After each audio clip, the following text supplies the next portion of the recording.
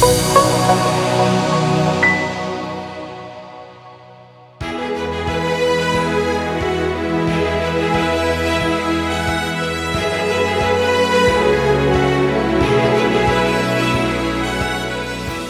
Vach from Chicago. This session is titled Making Chinuch Work. In a few moments we'll have the opportunity to address various questions that were sent in on different Inyanei Chinuch. Before that we have the opportunity to hear Divrei Psicha from Rav Shmuel Yehuda Levin Shlita, Rosh HaYeshiva of Telz, Chicago. Rav Shmuel Yehuda Levin, with decades of Chinuch experience, is sought after by Moshes HaTorah not just in Chicago but abroad as well. With an incredible Messiah of Chinuch, the Rosh HaYeshiva spends time and effort focusing even on the small details of the Chinuch of the Yeshiva, and therefore it's an incredible zchus to hear Divrei Psicha from the Rosh HaYeshiva.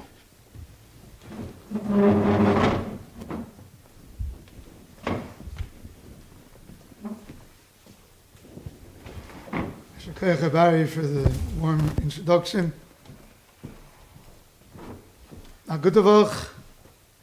It's a zchus to be able to partake in the convention of Agudas Yisrael, which is hosted by the National Agudah and co-hosted by the Agudas Yisrael of Illinois. And the Eibusher is given that Agudas Yisrael should continue to do its tremendous, wonderful work. The Tzarech HaKlal. They should have much atzloch in everything that they do. Tonight's session is Making Chinuch Work. Making Chinuch Work is not a simple shaila.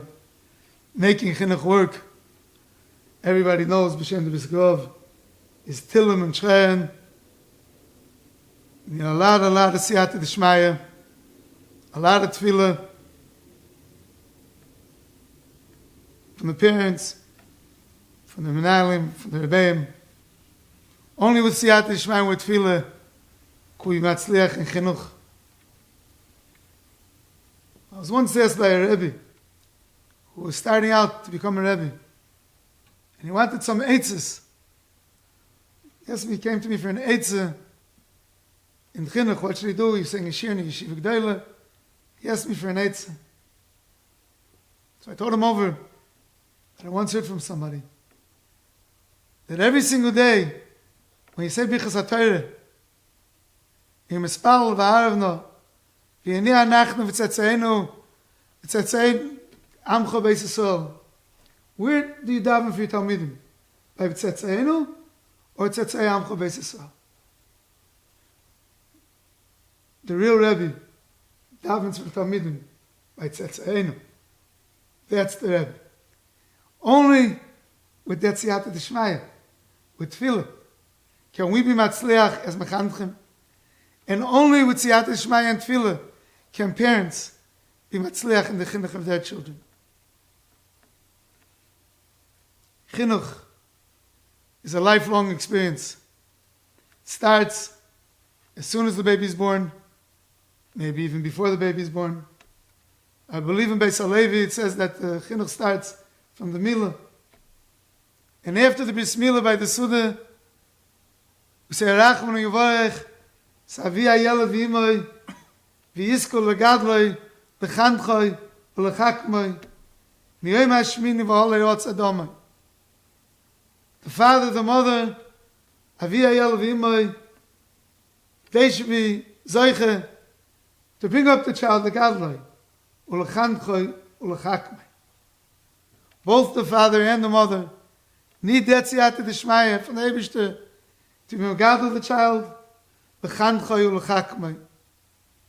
My Shver Zecher Tzaddik L'Vrocha, Shmuel Avigdor Feivelson, Monsignor Yeshiva, once spoke by one of the bisim of one of my children, and he said, what does it mean l'chanchoi u'l'chakmai? What's l'chanchoi? What's l'chakmai? The more he asked, it's a question the Gemara in Nozir declares, if a mother is chayiv in chinuch, pashtus a mother is not chayiv in chinuch. So why are we saying, Achim Yevorech, Avi HaYelad V'imoi, V'yizkol L'gadloi L'chakmai, U'Lechanchoi L'chakmai? What's the mother's job in chinuch? And to that he answered, the chinuch is discussed in Gemara in the chiyuv mitzvahs, ayim tzitzis, tefillas, brachas, and that chinuch may be a mother's potter. But there's a chinuch in Mimagadol Arel Chayid, there's a chinuch in Midos, the chinuch, how he's supposed to be noig his whole life. A lashon from the Goyin in Igeres, that the Goyin writes to his wife, as the Goyin left Eretz Yisrael, he wrote to his wife, Gam levonecha tegadol oisom b'derech hayosher. You should be megadol the sons, besides the daughters. The mother has to be megadol the sons of the derech hayosher ubenachas. And Roman Hashem tadjichem b'toiv ubenachas. A father and a mother, their job is muvad learning Torah, muvad actual mitzvahs, but to be megadol them, to teach, show them the derech hayosher. Benachas. Tadichem b'toivu nachas. To be magic them in avodas Hashem and midas toivus. Lechanchem. Ulechakmim the shver teiched. Lechakmim means to be to teach them havayas ha'olam. How to act socially. How they have to deal to be people. How to cross the street on a green light. That's lechakmim, havayas ha'olam. A parent's job is legadloi, lechanchoi derech hayosher, lechakmim havayas ha'olam. Chinuch starts with the parents. Then as the child gets a little bit older, he goes to school, to cheder, to mora, to rebbe. And the chinuch becomes a shutvis between the parents and the cheder, the parents and the school. The shutvis is a shutvis that each side, each member of the shutvis needs each other. If the shutvis is going to be a shutvis that the parents are not going to respect the school, not going to respect the rebbeim, or it's going to be a shutvis that the rebbeim are going to knock the parents, that shutvis is not going to work. Shutvis is not going to be kind. Only when it's a shutvis that both shutvis respect each other, then it's shaykh for the chinuch to work. When parents are sending the child to school, they have to respect the chinuch of the school. Whether the chinuch of the school is what their same level, Yiddishkeit, whatever it may be. Whether the chinuch of the school is maybe a little bit less than what they want their children to be, or the chinuch of the school is even more frummer than what they want to be. But if the parent is going to show the child that that's not what we hold, we're frummer, or they're too frum, the chinuch is not going to work. If there's a mutual respect between the parents and the teachers, the parents and the anhola, then there can be chinuch. After a child grows and he becomes a bacher, so goes to yeshiva g'dayla, gets older, then the chinuch is the job of the rebbeim more. And after a bacher or a girl finishes school, chinuch continues that a person whose whole life has to be mechanech himself. We were brought up, the Chatzki used to say over from the altar from Kellam, if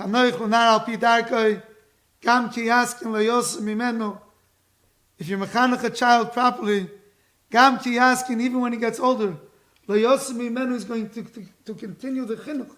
Lo yosem mimenu, the chinuch will continue. Chinuch is a lifetime job. From when the infant's born till the end of his life, constantly there's chinuch.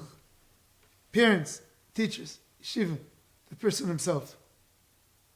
Making chinuch work is a lifelong job. It's a lifelong opportunity. It's a lifelong job, making chinuch work.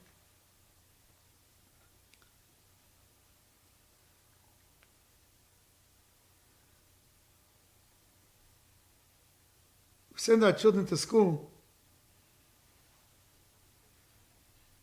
Many years ago, 60, 65 years ago, when Rabbi Yomer Bloch tells her yeshiva, after he opened the yeshiva in Cleveland, so then he started the day school, which is known as the Hebrew Academy. But he called the Hebrew Academy a Beis Chinuch. Beis Chinuch was the Beis Chinuch of Cleveland. Now I believe it's called Beis Chinuch Hashem Rav Dessler. But Rabbi Yomer Zechet Tzaddik Levacha didn't call it a yeshiva ktana, and he did not call it a Beis Sefer. But he called the Hebrew Academy a Beis Chinuch.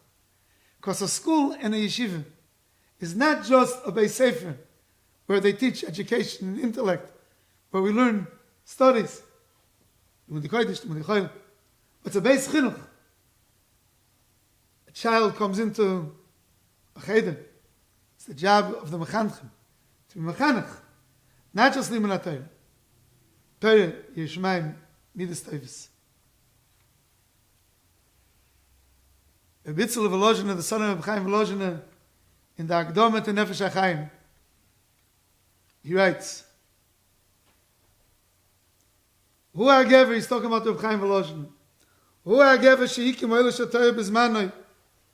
He's the one, Reb Chaim Volozhina, he set up, he was Hakim, Torah, in the Medina, Torah's Chesed. Upiu poscha b'chochel u'meis talmidim. He said shiurim to hundreds of talmidim. V'zochel ha'hagdol Torah, la'gmuri, they learned, u'lemizber, and the alavona, izen v'chike v'tike. And Rabitzler finishes. U'bon aloi beis Talmud. Reb Chaim Volozhina built Volozhina Yeshiva. U'bon aloi beis Talmud Godel, oimid al-shloish amudim. Volozhina Yeshiva was built on 3 amudim. Torah, Avodah, Ugmilas Chasadim. Most people don't know this part of the Akdama of Rabbi Tzvi Volozhina. What did Reb Chaim Volozhina want in the yeshiva's Volozhin? So Rabbi Tzvi Reb Chaim built the yeshiva of Beis Talmud Godel, Oyer Midal Shleish Amudim, Torah, Avodah, Ugmilas Chasadim. A yeshiva is not just a mokum liman Torah. A yeshiva is a mokum, is a Beis Chinuch for Torah, Avodah, Tefillah, Gmilas Chasadim, Enol Mechaverei, Tikkun Hamidus. That's how the Aviyah Yeshivas, Chaim Volozhina, touched what's a yeshiva.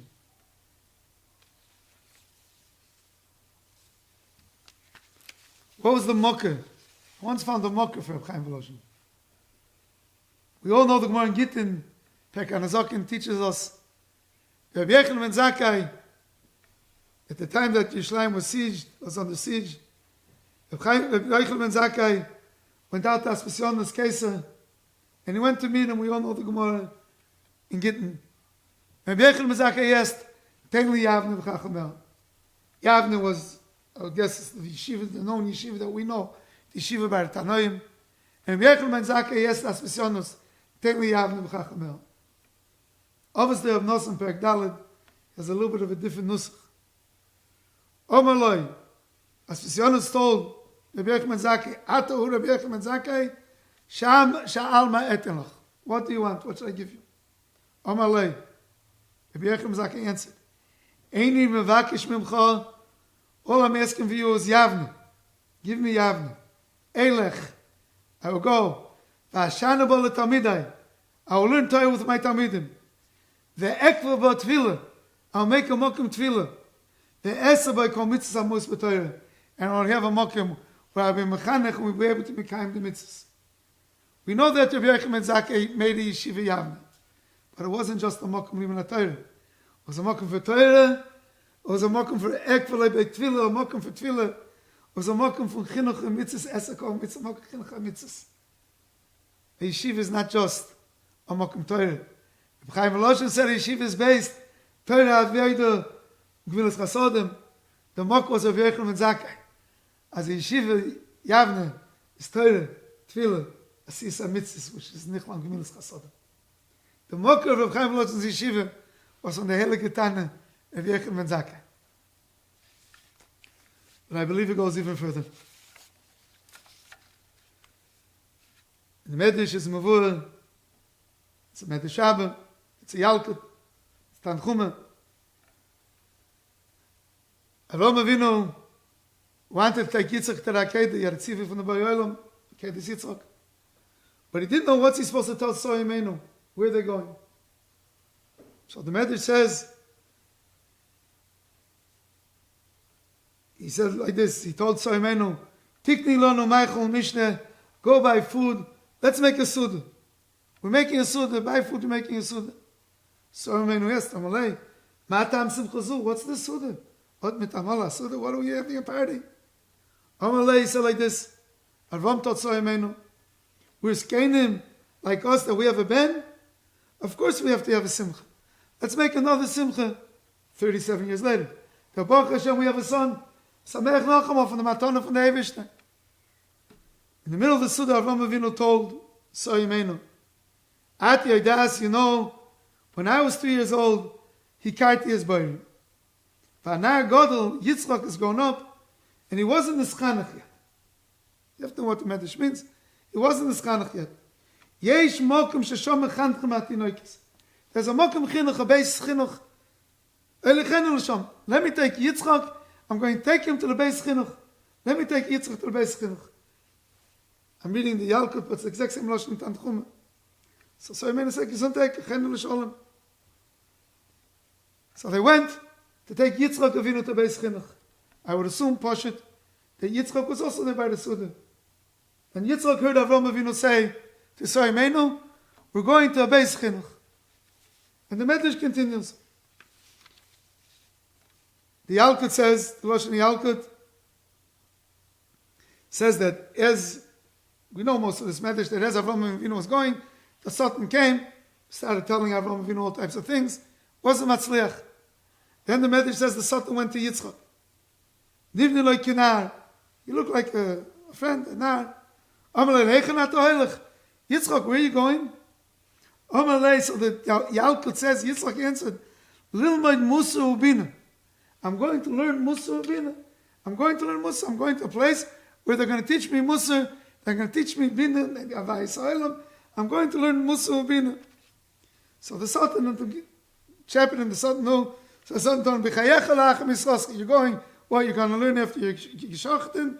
You know your father's going to take you to Shechtel. Yitzchak said, don't bother me. But the Medrash says that the Satan asked Yitzchak, where are you going? He said, I'm going Lumad Musa Ubina. Tanchume, it's come out the same Lashon. Tanchume said, the Yishmokim Echad Rochik, Shom Mechanchim Es Anorim. Then it says the Satan came to Yitzchak. Holach v'nidna l'bocha. Omer ha'imina she Yitzchak. Omer lo nat oilech. Yitzchak, where are you going? So the Tanchuma answers, Omer lo lumad Torah. I'm going to learn Torah. Omer lo b'chayecha b'misoscha.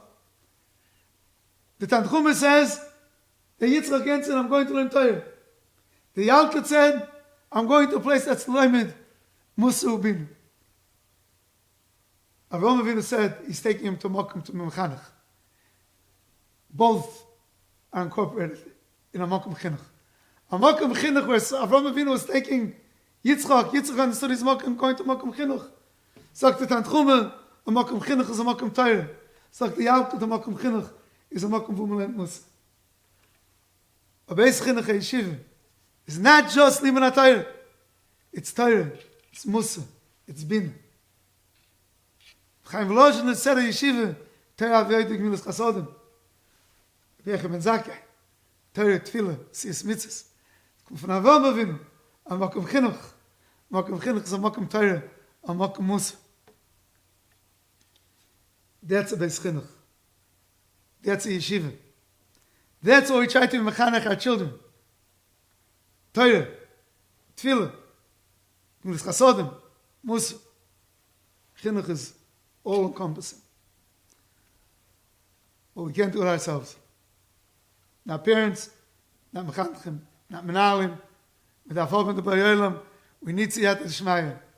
Only with Tillim and Sharon, only with Tefillin Siyat Shmaya, with that we can be zeichen to see Tzatzaino, V'tzatzei Amcha Beis Yisrael, which we zeichen v'lo niyoydei Shmecha, v'lo nisar sech l'shmo. A good avoch, atzloch uvloch.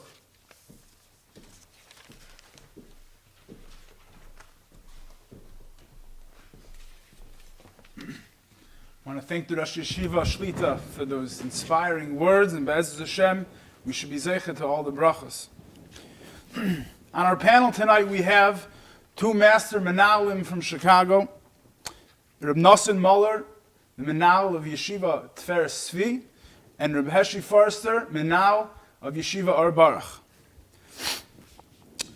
We, Baruch Hashem, received a lot of different questions, although neither of our panelists have seen the questions. But we tried to pick out some based on some of the themes that we had seen. So we'll jump right into it. So the first one is as follows. Nowadays, it seems that children are constantly being enticed to learn by contests, rewards, raffles, prizes, etc.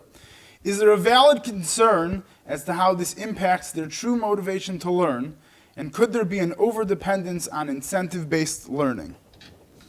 I'll let either of Menalim choose to go first.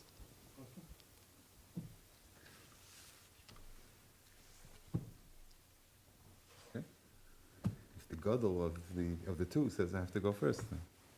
And Shekayach Strulowitz, and Shekayach to all the organizers of the event, both in the National Aguda, and I know which side my bread is buttered on, to the Agudas Yisrael of Illinois, and Shekayach to the entire Chicago department. Could there be an overdependence? Yes. Technically, it could. But Chazal say, "Mitay shaloi lishma ba lishma." If we're not going to have the shaloi lishma, we're never going to get to the lishma.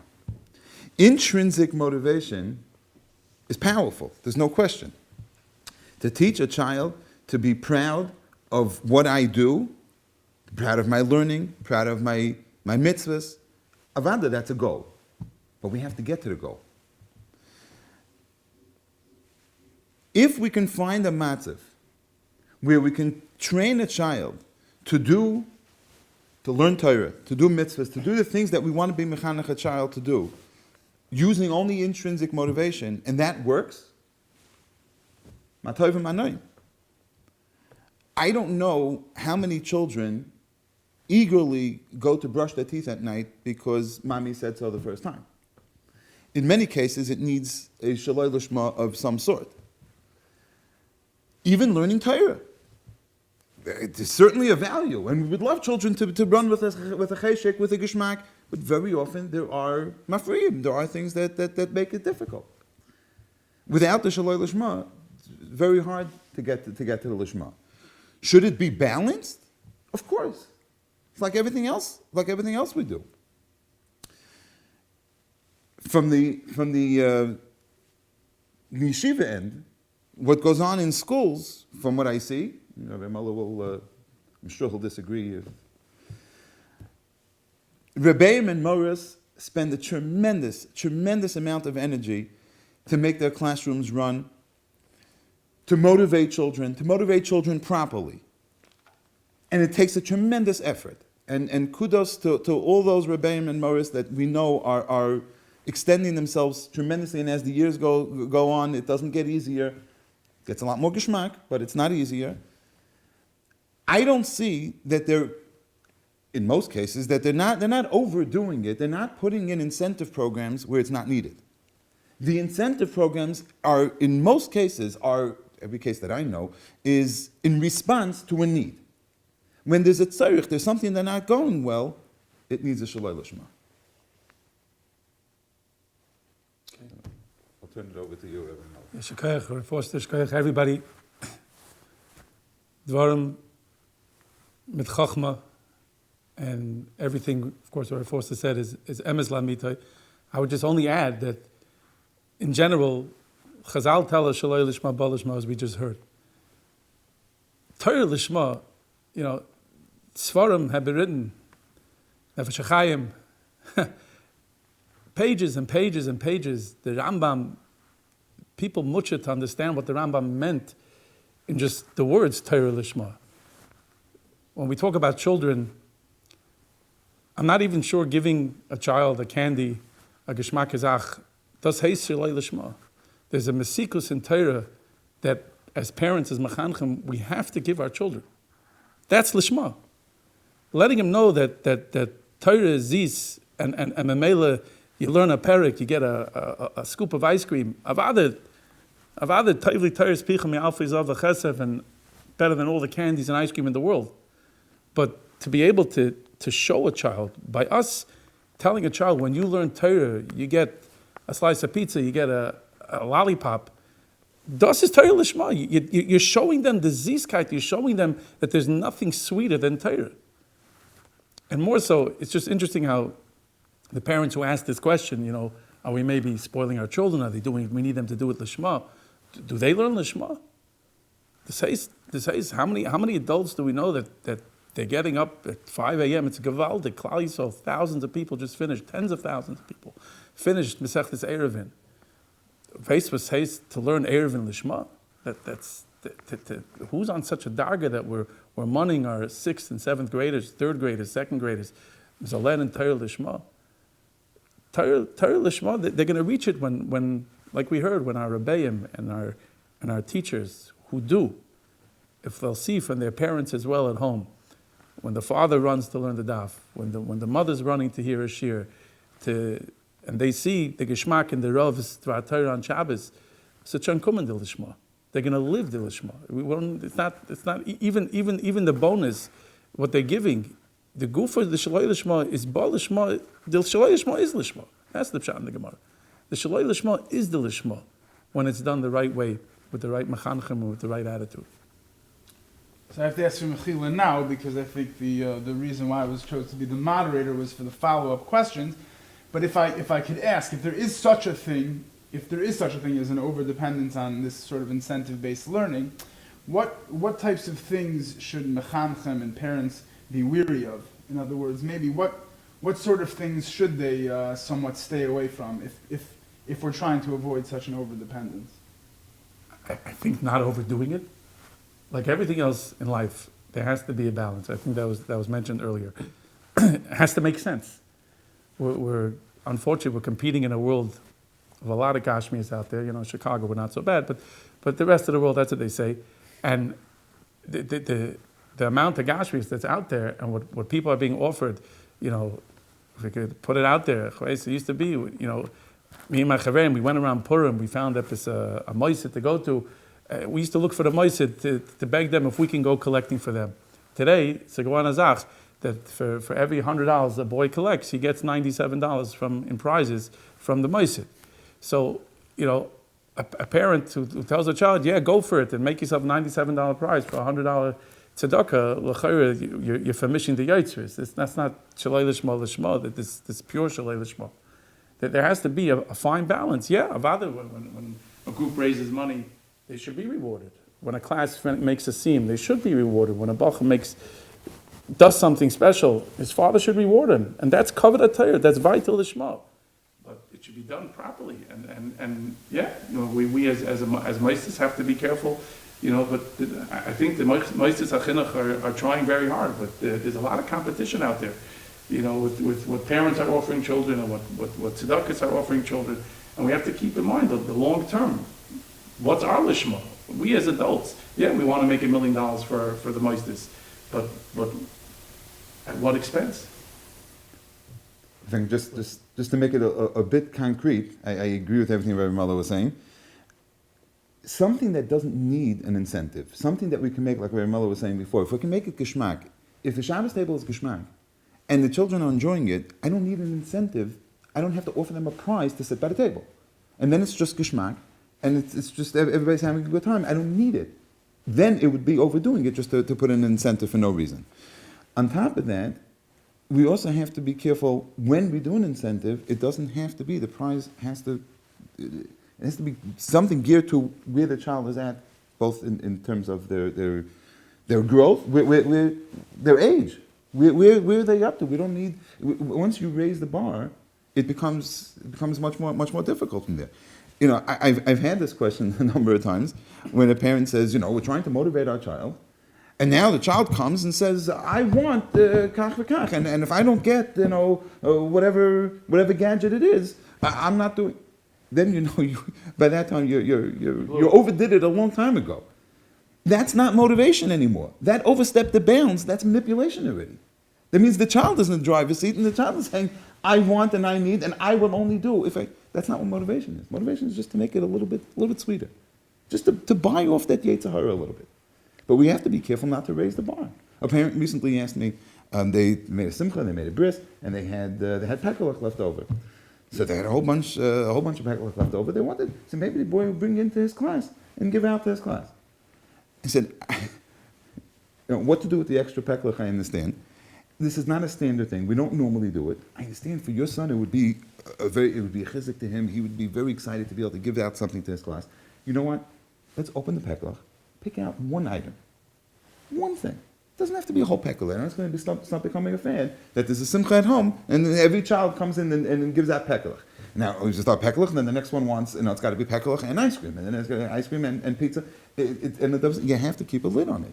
Not because we don't want the children to have. It's wonderful. I want the children to have as much as they can get. But it's just overstimulation. There's going to be too much.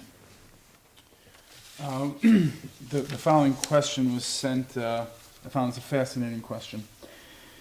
So this mother writes, with so much talk about the complexities of chinuch today, many parents have become anxious and may feel now more than ever a lack of confidence when approaching their own children's chinuch. Some parents are of the belief that it's okay to be honest about this lack of confidence, and they even feel it's important to be open with their children in that regard. Is such a transparency appropriate, or should parents give off a certain air of confidence whether they feel it or not? Wow, heavy loaded question. We'll take one piece at a time. I think the biggest and smallest word lacking today in chinuch is a two-letter word called no. N-O. And parents fear their children. And that's a terrible thing. It's a terrible thing that they fear their children, and it's a terrible thing that the children know that.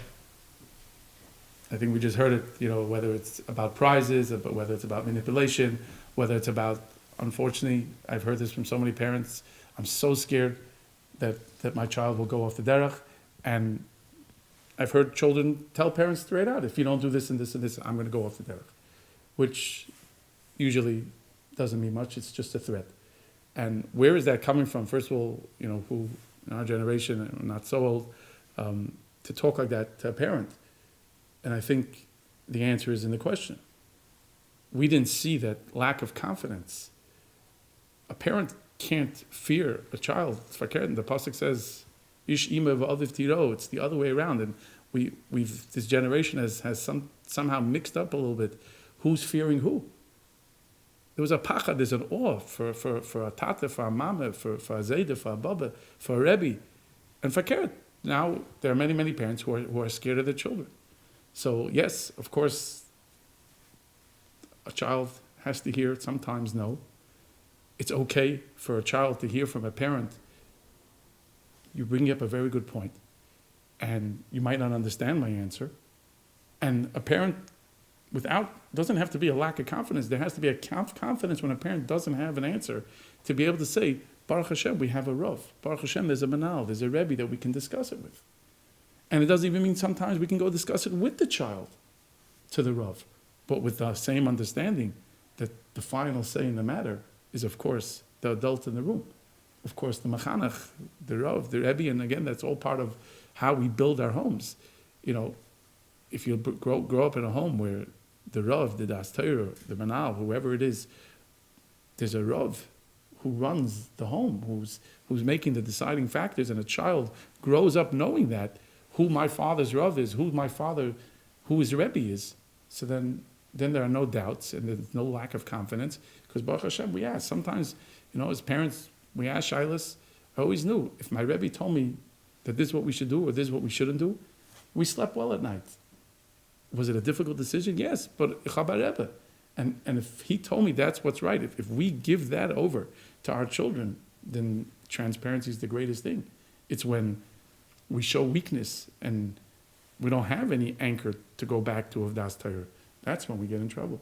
And that's when maybe children sometimes start slipping. Not every situation needs a response automatically. If parents know, I can wait, I can respond. The child did something, maybe the child needs consequence, a punishment, and needs some kind of reaction, maybe. Doesn't mean I have to react right now. If I'm not sure, I'm better off waiting. I can react in an hour from now, or even tomorrow. It's not going to be the end of the world.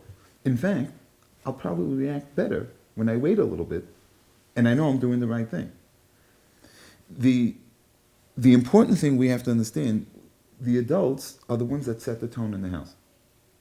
The adults are the ones that set the tone in a classroom, in the yeshiva. It's the administration, the rebbeim, the staff. Parents at home set the tone. And if the tone at home is set out of fear, the entire home is going to be run that way. And it trickles down to the children. It's not a healthy thing. It's kedai to get a mentor. And a mentor, I mean, it's on top of a rav. A rav is bigger. I'm talking about a mentor in chinuch is kedai just to get you through situations. Somebody that can be on call, where I can discuss a specific situation. How do I navigate the situation? There's general thing like what we're discussing now is general ideas, and chinuch is all about general rules, and you have to have general rules and guidelines to be mechanech children. However, we never judge a specific case based on general guidelines, because every case could be different. Every case is different. Every child is different, and every scenario is different. And there's almost no scenario that comes up in a classroom or in a home that's exactly like it says in the textbook. So now what do I do? So I need somebody to discuss it with. And certainly if there are fears, we don't want to feed that to children. We don't want that to be the tone in the house. I imagine that in previous dairies there was the idea of being transparent probably didn't exist much. I am curious to hear from the Menalim if there is sort of a healthy amount of transparency that could exist nowadays between the parents and the children when they might feel like there's something that is of question. It's a great question. I think it's a new generation. I don't think they didn't do this 25 years ago. Transparency, but again, that word is a very, very strong word. The transparency has to be with the respect and understanding that not always do we have to understand. It's not a contradiction.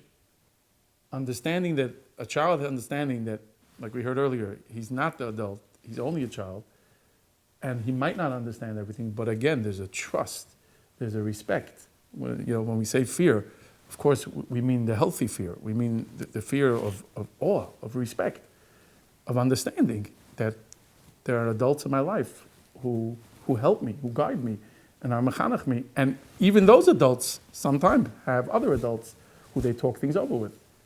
But do we have to explain to a child why everything is done? I don't think so. I don't think that's healthy at all.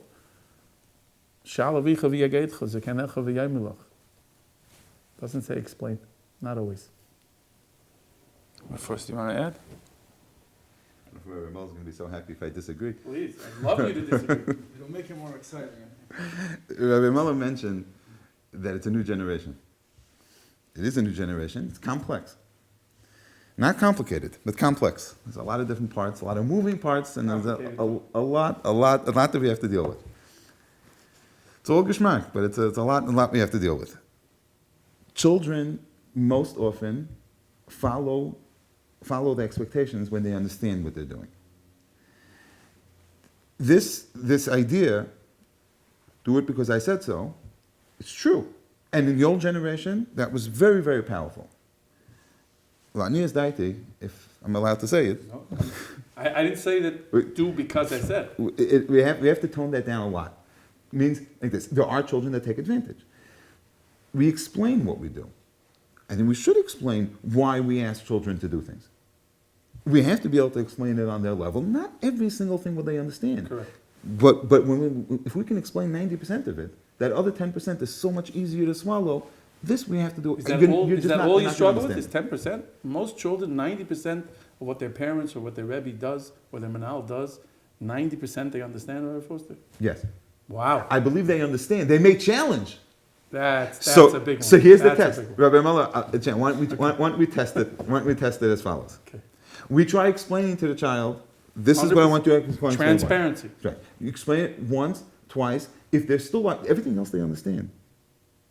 The Chumash, the Mishnayos, the Gemara, the math, the science, everything they're learning, they understand fine. This they don't understand. So let's not be fooled. It's not that the child doesn't understand. He's in a gay It's bedavar. challenging. Fine. He's in a gay bedavar. So now you understand. It's more complex than a pasuk Chumash Right. and a shtickle Gemara. A shtickle Gemara is a shtickle Gemara. It's a kasha, it's a terror, it's a fashteit. But don't But he misunderstand doesn't understand why if the boy in his class has this new gadget, It's only $377. Why can't you buy it for me? So you'll give him 4 terutzim why you feel it's not a good answer. He's not makabel any one of the 4 terutzim. Right, that's because he's challenging. So you were transparent with him. You explained it to him, and he's still not makabel. Fine. So at this point, we're Okay, done. okay. But that's not 10%. He was 0 for 4 in every reason you gave. Every reason you gave him, he wasn't No, you're asking counting, for. you're 0 counting for the 4. reasons. And what if you had only one reason? One reason. No, so this is you're on one batting proud. zero. I'm just saying. But 90% of the I times think we ask agree. them this We job. agree. Avada transparency is a gavaldik gezach, and to build a relationship and communicate. And Bemis is this is a skill we're giving our children to be able to understand, because one day they're going to be fathers and mothers. But at the same time, teaching a child to understand that he doesn't have to understand everything. That is a skill. That is important. But the only way we're going to get there is when they understand most of it. And you have to understand, there's so much that's so tied into each other. They're so interwoven. The mashal Manal gave about the child who wants this expensive gadget. We're not going to get there by explaining it. Once the child wants it, he has that taiva. Just explaining to him. In most cases, the child it's going to be a bitter pill to swallow. Right. That's not how we're going to overcome that challenge. That's a sugya b'fnei atzmai. I would keep up with the Joneses, but that's not how we're going to overcome that. We're going to overcome that challenge.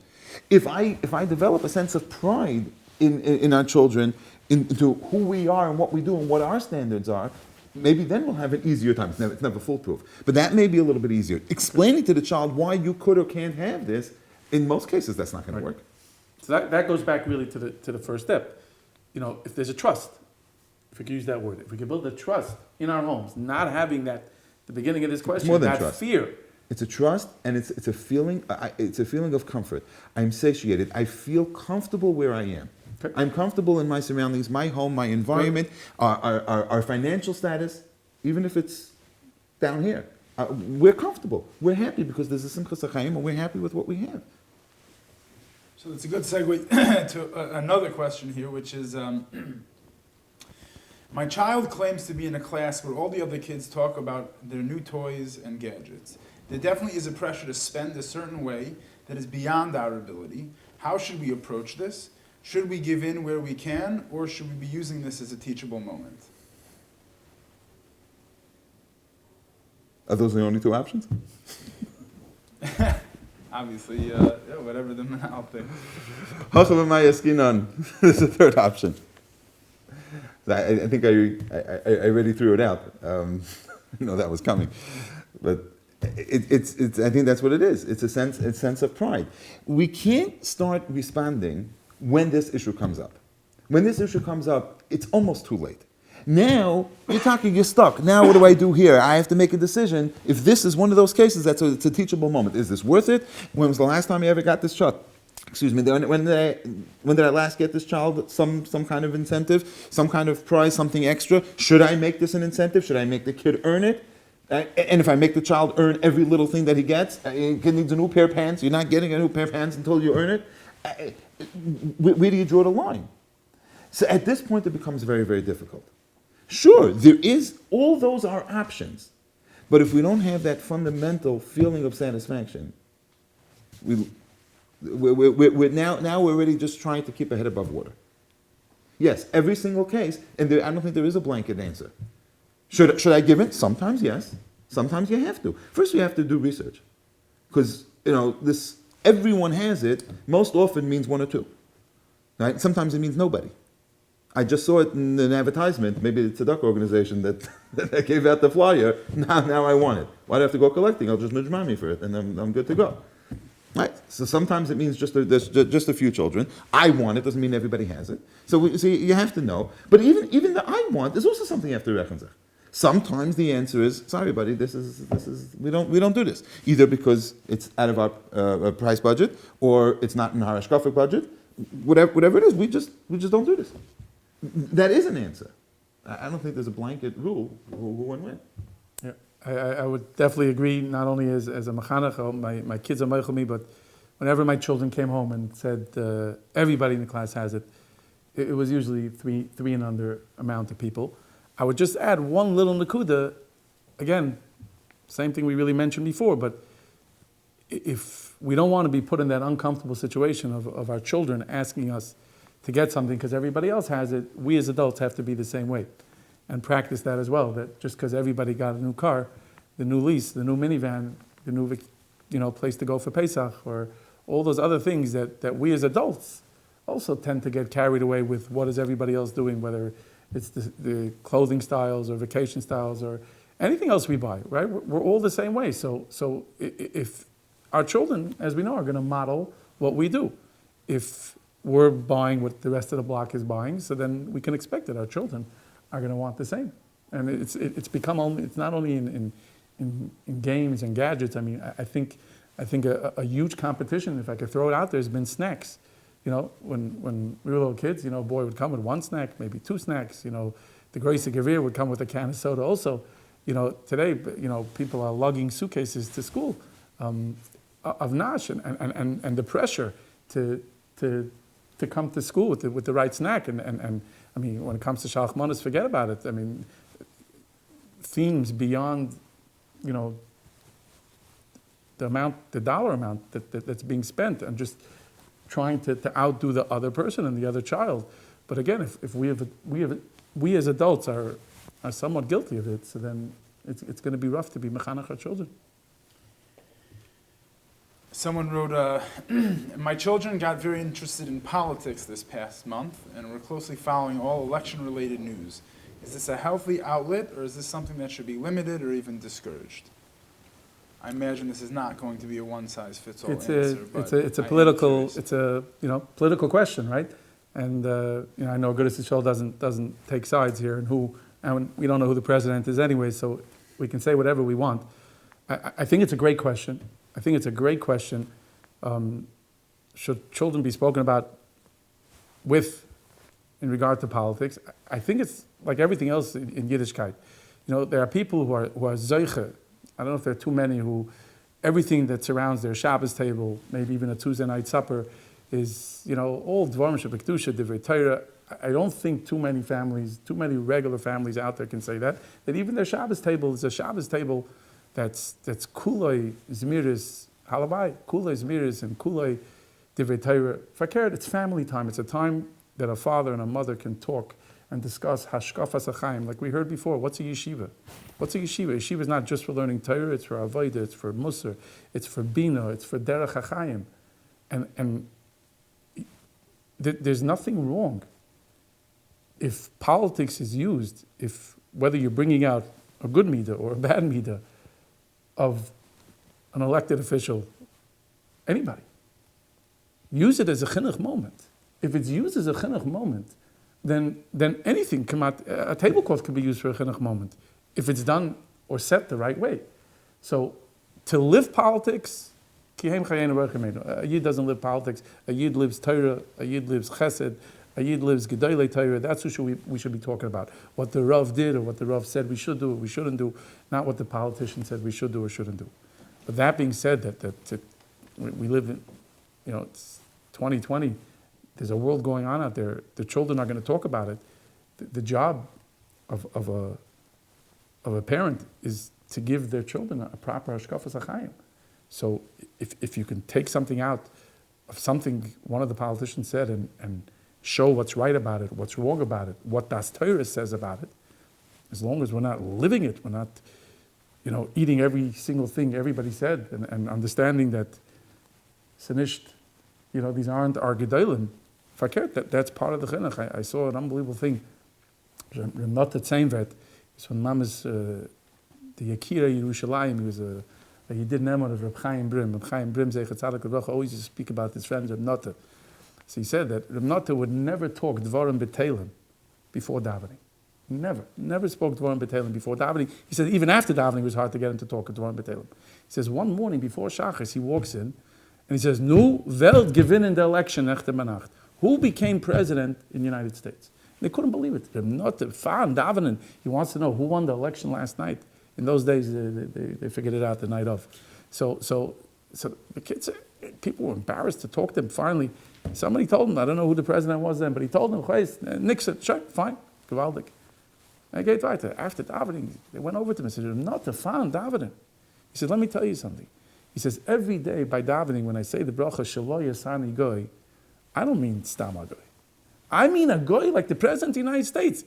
The smallest yid, me, the smallest yid. I know I'm bigger than the biggest guy, the größte president of the United States. Ich bin größer. So I pushed it. I was about to make the bracha shloya sani guy. I had to know who the president was this morning because Pasha, I wanted to be mechaven properly. That's a hashkafa. Das heißt, not that gered politics. He took politics and he used it for his avodas Hashem. If we can, take the politics and it shouldn't be stam hack that the boys are hacking around who this, who's better, who's worse, but give them a chinuch perspective. Again, there shouldn't be that. A shir definitely shouldn't be given a yeshiva about it, and that shouldn't be the ikr of the Shabbos table. But if a parent can get something for his buck out of politics and be mechanech his child, I think matayvu manoy. You have to remember that this shaila probably didn't come up 30, 40 years ago, and probably not 20 years ago either. But as time goes on, unfortunately, there's so much in politics. It's not just about who won. There's so much about politics that it's not my place to say, but I don't think adults should be listening to the radio either. Yeah. There's so many much ways. out there Not even the radio. Every newspaper, every Yiddish newspaper. But every Yiddish everything newspaper. is that. The Yiddish newspapers hopefully don't put it in there, but there's so much out there. I'm not sure what you're reading. Maybe you don't know. Who reads? But there's so much we hear about that's really so. Even if we're discussing politics, and we're going to bring out a good lesson, it's a very, very good point. There's parts of what we hear and what we know what's going on, we don't want to discuss, and we shouldn't be discussing with our children. But at the same time, I think we have to realize one other nekuda for those people that are talking nervous about it because they want to be upbeat and they want to, and it's a beautiful, beautiful thing. At the end of the day, it's a mumay veris. That children have this need. They're not becoming politicians. The fact that they're because that's the hak right now. This is not their drive, and they're not going to be glued to wherever they get their news from. This is not going to be a long-term thing. Once this election is decided, once it's over, this hak is over, it's done. The next one comes. The next thing is in 4 years from now. But it's interesting almost to hear if the person who's asking the question was asking it, we could talk about boys and following sports. In other words, just It's different than politics. Right, but it sounds like they're almost asking me, my kid follows sports and my kid follows politics. How do the two outlets, which is a buzzword, how does that work? Is that something that should be discouraged, encouraged, or just maybe balanced? But it sounds like There definitely is a balance. It depends on the child. Sports could be a very healthy outlet. Sure. And there's definitely part of this is a hashkafa shaila. That's not really for a chinuch panel. Maybe for Rabbi Muller, it's okay. I wouldn't pass in this. We can discuss this as a general thing. But for a yachid, if a parent would ask me, should I discourage my child from following sports? There's part of this that has to be asked a shailas chacham. Now, how to balance it? That's a different shaila. a good raya. The questions were mostly not from Chicago, as we only had a couple of COVID-related questions. So one parent wrote in, before Corona, my child was doing great in school. He seemed to rapidly lose interest during the period of remote learning, and now that he is back in school, it seems as though he has lost all motivation and confidence. Is this common, and is it being seen? And what advice might the panel have? So can we say that that's not a COVID question?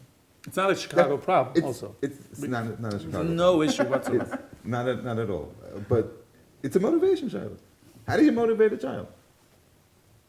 No, but here the mother is saying that there was motivation and it was lost. It was It was lost. lost because of the remote learning. This happens, if you can add it, obviously COVID was an ongoing and there were ramifications in COVID itself. It wasn't for 2 weeks. Sometimes it happens over a Bein Hazmanim. Sometimes it happens over a long summer break.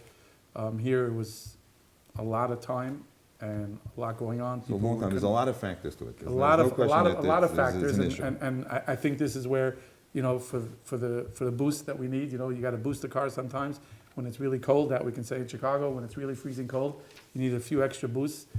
So that's when I think the motivations that we spoke about earlier, the Shalai Lishmaz, can come in. Usually, unless something drastic happened, and in most situations, Baruch Hashem, Gesundte houses, if something drastic did not happen over COVID, you could start up a child. You could start up a child again. If Loyalenu, was a bacher, and there have been many who got verchapt over COVID and got pulled down in a tremendous way. So then there's a big problem, and it has to be dealt with every individual problem. But we are finding that, I think every mice and every manal I spoke to, that in general, the boys, as much as we know, Klal Yisrael ran away from Har Sinai, Chinuch habarech mibeis hasefer, like a child runs away from cheder. The beauty that we saw after COVID was how the children were chalashing to run to the Beis HaSefer. They were chalashing. Children love yeshiva. They love structure. They didn't know. They never dreamt how much they would love to sit in yeshiva. And we're finding that in general. We were called by certain organizations. You need maybe therapists the first few weeks after yeshiva opens up, because to help out the children adjust. We said a therapist. The kids are doing great. Some of the adults maybe, but the kids are eating it up. They're so happy to be back. They jump started. For the few, or maybe more than a few, who never glitched. So we have to understand why they glitched. What happened? What happened over the 6 months? What went wrong that they're not where they're supposed to be? Some of it could be just time.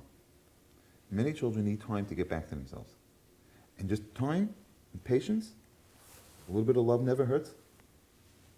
And if a child, especially, we look at it, again, here's the fear factor.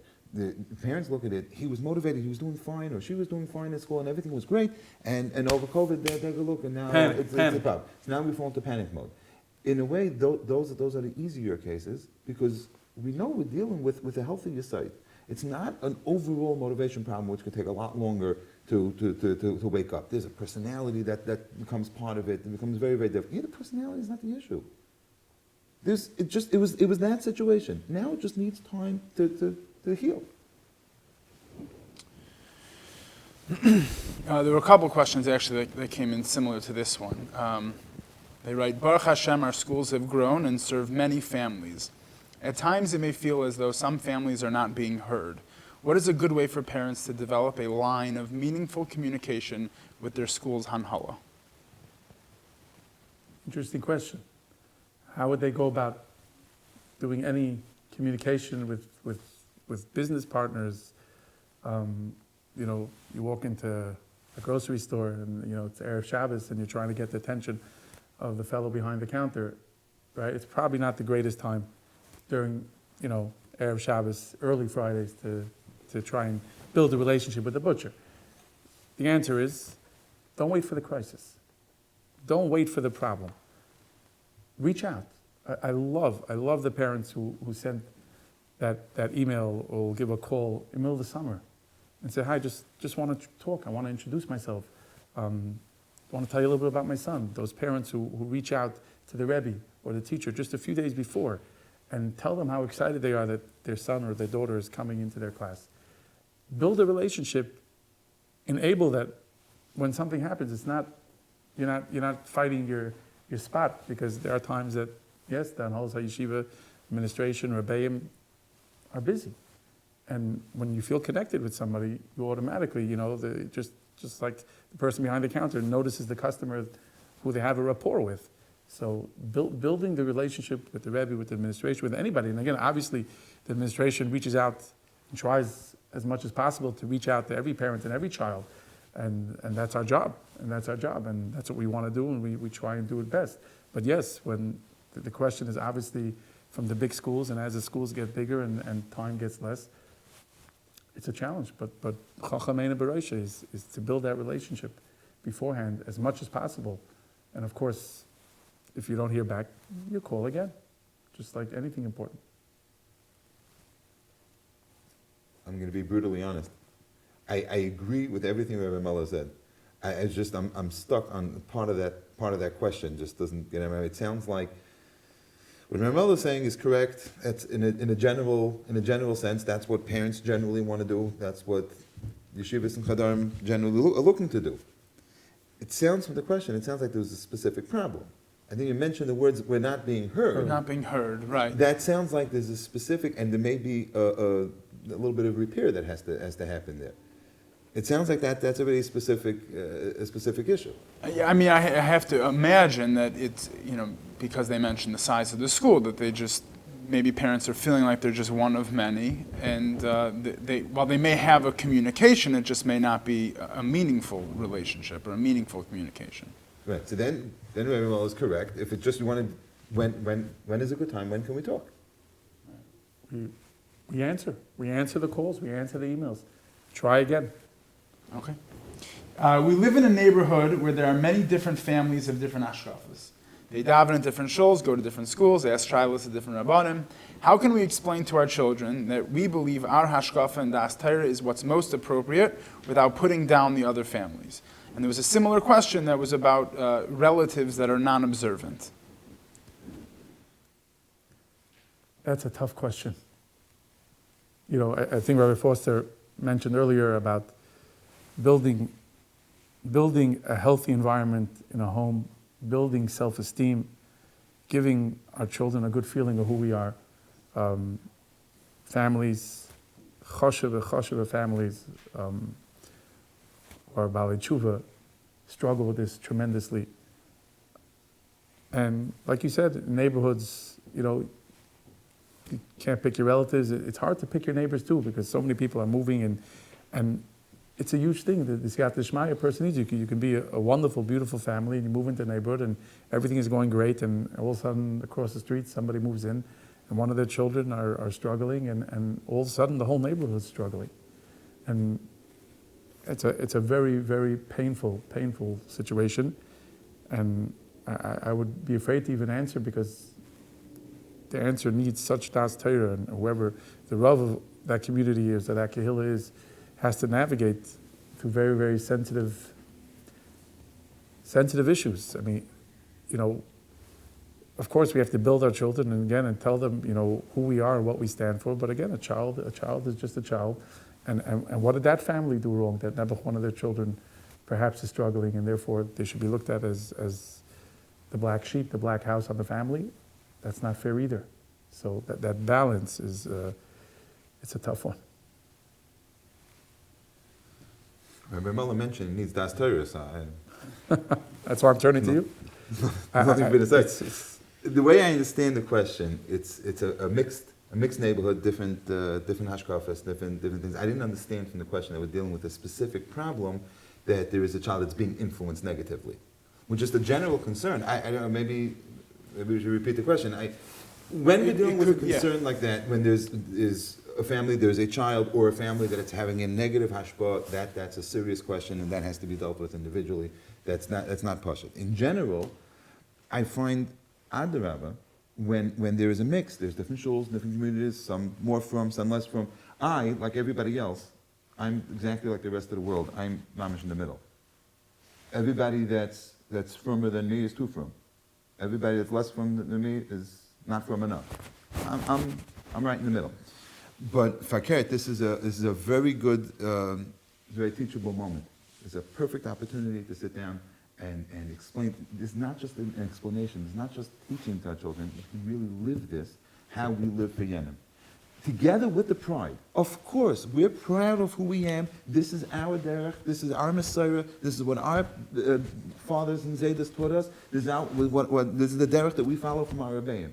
However, this is beautiful to teach children. There are others, and we're not judging right or wrong. This is so powerful to teach children. Of course we should be proud of who we are. But Chalila, we never judge somebody else. We don't do whatever it is. We're makban on Shabbos, not whatever it is. But Yenna does.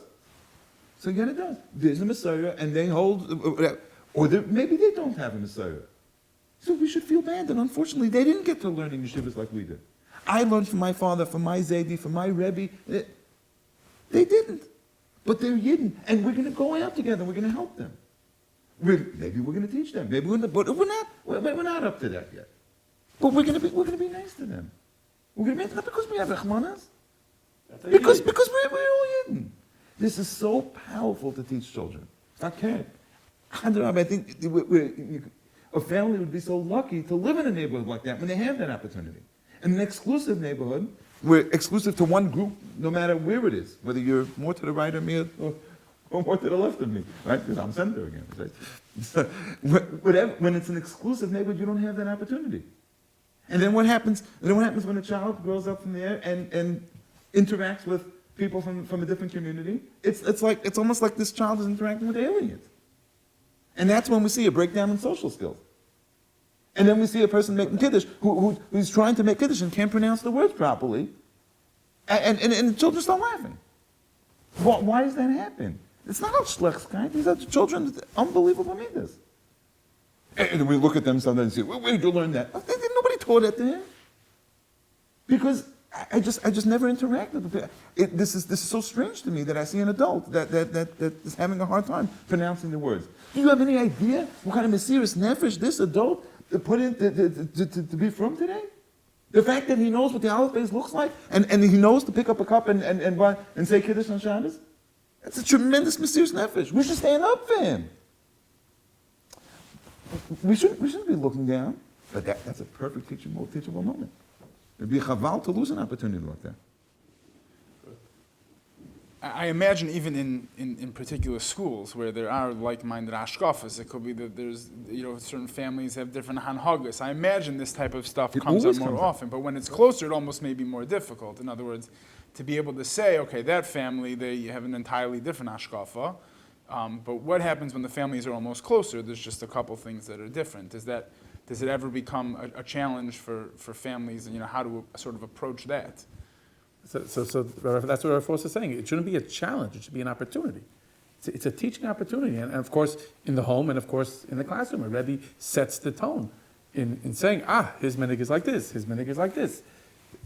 Everybody, and again, even halachically sometimes there are different psukim that people, when there's one person finish Shabbos, when there's another person finish Shabbos, the daily show had different shittas, but that doesn't make anybody less. It makes us all more. Okay, so before we really do sign off here, I think it's a nice opportunity if either the Menalim have anything they want to add. So I want to say thank you, first of all. It's always a pleasure to sit with Reb Heshi and Reb Ari. I think we touched a lot of bases here. And Chinuch, like we heard from the Yeshiva, is a lifelong journey. And I'm certainly not going to call myself the expert, but we're trying. We're trying in Yeshiva. We're trying in our homes. Trying with our kinderlach, and I think as challenging as we all have the struggles raising children, I think we have what to be proud of as a dar. Tavshin Pei Aleph, the world we live in. Nobody faced the challenges. No generation in what goes on in the world, what our children have to fight, what they have to battle each and every day. It's something we have to be very proud of and let them know how special they are and how strong they are. As a parting thought, I would just say, one of the things that, we almost, when we discuss the panel, let's stay away from technology. There's so much technology. Everybody's always talking about technology. It's almost, it's coming out of people's ears. Unfortunately, it's going in a lot also. But I'd like to stay away from technology and just point out that I don't know if people understand, if parents realize the danger of books, not technology, simple paperback books, going to libraries. I don't think any Yiddish mama, any Yiddish tata would allow their child to put something in their mouth that doesn't have a hechsher, that doesn't have a kosher symbol on it. First of all, it's not kosher, it's treif. And second of all the Svarim tell us, the Rishayim already, the person goes ahead and eats something that's not kosher, it's mashpiyah. It can be so detrimental to a person's Torah, to a person's train of thought, to a person's health. But somehow, I find very much how parents aren't makbid what their children are reading. And there's so much good Yiddish publications out there, whether it's books, biographies, newspapers. Klal Yisrael has come so far in this aspect, invested so many millions of dollars in good literature for boys and girls, that Yiddish kindlech are going to libraries, secular libraries, and reading books that are filled with kol dava asa mamish gilaraya shvichas dama v'aytazara. How could we do that? How could we feed our children such books and allow our children? Yes, there are those classics we'll call them from generations ago, that when we're coupled, that people knew that they were clean, nice, wholesome, adventurous. But to just allow our children to walk into a library and take any book they want and read and fill their minds and their neshamas, and then expect them to be motivated the next day and come send in questions to the panel. What should I do? My children aren't motivated. They're motivated. They're motivated by unfortunate other things that we're allowing to seep into their minds and their neshamas. And if there's something that we could beseech more, or at least side by side with the technology, to simmer it down, to lower it, to lessen it, would be to tell tatas and mamas out there, careful what you allow your children to read. Feed them good stuff. Just like you'd give them a wholesome meal, give their neshamas good reading material. Fill them up with chachma, with bina, with musar, in a geschmack, in a leichte way. But it should be kosher. Shkach. Shkoyach, Shkoyach Rabbi Muller. To give you a personal shkoyach, I recently moved to town, sort of on your turf, so to speak. The welcoming, the hospitality, the liyayin hara from both Rabbi Muller and the entire kehillah was really, really heartwarming. So, shkoyach to Eich, shkoyach to everybody that organized tonight. My Rabbi say, we're all feeling overwhelmed. Chinuch is not getting easier; it's getting more complex. There's always, in every generation, there are different things that come up. There's the teens at risk crisis. It's a crisis. It's difficult. It's shver in the sign, and that caused a tremendous amount of pain, tremendous amount of concern amongst parents and mechanchen. There's no question, and there's good reason to be concerned. Befrat now, after Shveret Kufa, that the Elam was home, stuck at home. Children weren't in schools, weren't in chadarim, and it was a problem. There was a tremendous amount of fear that comes along with that. There was a tremendous pacha that came along with that, and it left its mark. But at the same time, we're also feeling overwhelmed because there's eitzes and ideas coming from all over the place. There's chinuch books galore. They're kosher material. It's all kosher material, and they're all good. There's tremendous amount of good schayah. If you ever want to cheat for a drasha, there's plenty of material out there. B'liyayin hara. But yet we feel overwhelmed. We feel overwhelmed because we don't have a mahalach.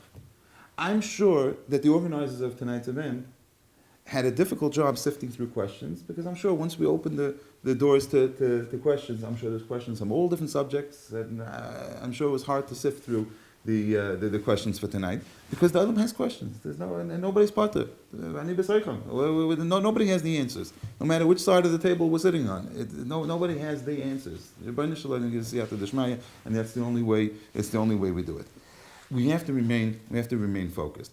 Chazal tell us, Yamin Mekayv is one of the staples in Chinuch. Min Mekayv in the Smel Deicha. But we have to remember, by say, it's not a restaurant menu. It's not. We have to pick and choose one or the other. There's two mahalchim. I can do the yamin or I can do the smile. It has to be a little bit of both. Everything is a balance. We all know if I do too much of the yamin and there's none of the smile, we know the fallout of that. That's not a good thing. But Rabbi said there's a fallout the other way also. If I do too much of the smile and there's too much of the yamin mekarev and there's no smile deicha, there's no law and order, there's no discipline, and there's never a no. There's no structure. That creates a pacha. A child that grows up with a structure is much more prone to anxieties and fears. That's where phobias come from. This one of the ways. Everything is a balance. It's a balance. Everything is in moderation in most cases. And be'ikr, after tefillas, after the davening, after the tehillim and the tererim, like the Yeshiva said. The ikr is to have a guide, a mentor, and follow mahalach. Have somebody that you can ask. The Elam in Chicago already knows you need a good mechanech. Everybody knows Rabbi Muller's number. You know where to go. The Elam in any town knows who the good mechanechim are. They know where to go. Your children's rebbeim, your children's moris are the people to go to. And avada, never leave the tehillim. There's a lot of siyata d'shmaya, and we should see nachas from our children, and the Mitzvah Hashem build dayris of B'nai Torah of the Hashem. Amen. Mari Yasher Chayach, incredible. Thank you everybody for tuning in, and thank you very much. Shkach to you. Shkach.